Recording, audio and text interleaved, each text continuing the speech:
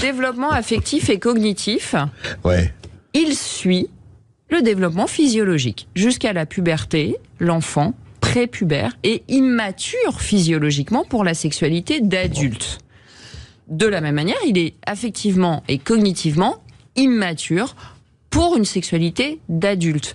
Il a une exploration progressive de son corps qui est une expression de la sensorialité. Et le problème aujourd'hui, c'est qu'on est dans une société qui dénie la différence des sexes, la différence des générations, la position de l'adulte qui a... Il déni biologique. Et le déni biologique, la différence des générations, surtout la différence entre le dedans et le dehors. C'est-à-dire qu'on va parler à l'école du droit à l'intimité, ce qui est déjà une injonction paradoxale. La posture de l'adulte, que ce soit le parent ou toute figure qui a autorité sur l'enfant, c'est d'abord un rôle de par-excitation. C'est-à-dire que notre rôle d'adulte pour que la société tienne, c'est que les futurs adultes soient capables de canaliser leurs pulsions.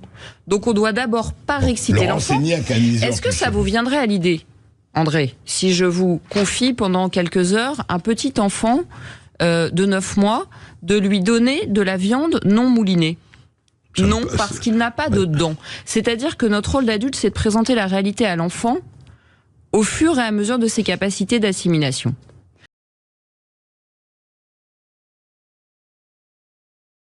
Qu'est-ce que ça veut dire viol psychique? C'est un En terme fait, si qui vous est voulez, fort. c'est un terme qui est utilisé par un certain nombre de pédopsychiatres pour expliquer l'impact traumatique que cela peut avoir sur certains enfants.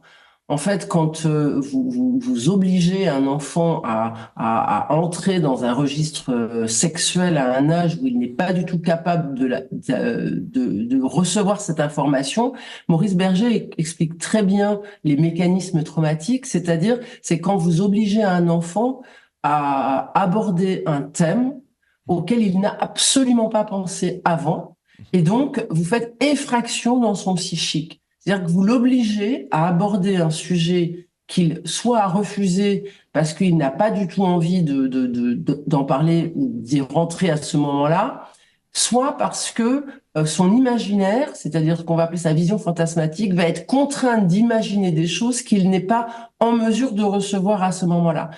En fait, si vous voulez, l'enfant a un processus de développement qui est très connu, hein, et ce processus de développement va faire que entre, on va dire, 3, 4 et 7 ans, l'enfant va faire sa propre idée sur son origine, c'est ce qu'on va appeler sa vision fantasmatique, et cette propre idée, elle s'installe dans un monde de l'enfance qui est celui de l'imaginaire.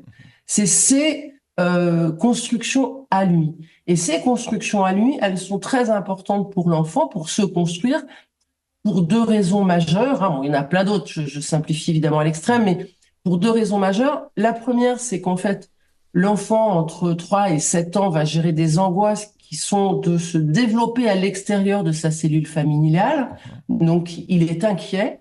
Cette entrée dans le monde extérieur, il va devoir se rassurer. Il va se rassurer justement en créant sa propre vision du monde et en créant des relations qui le rassurent à l'extérieur de la maison, donc notamment à l'école.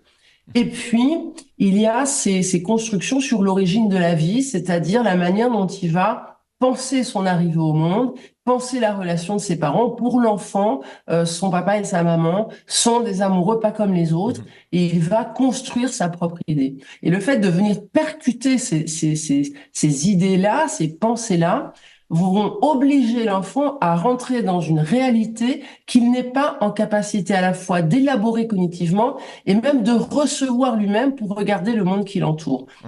Et ça, si vous voulez, c'est ce qu'on va appeler effectivement produire une effraction dans le psychisme de l'enfant et donc le terme de viol psychique.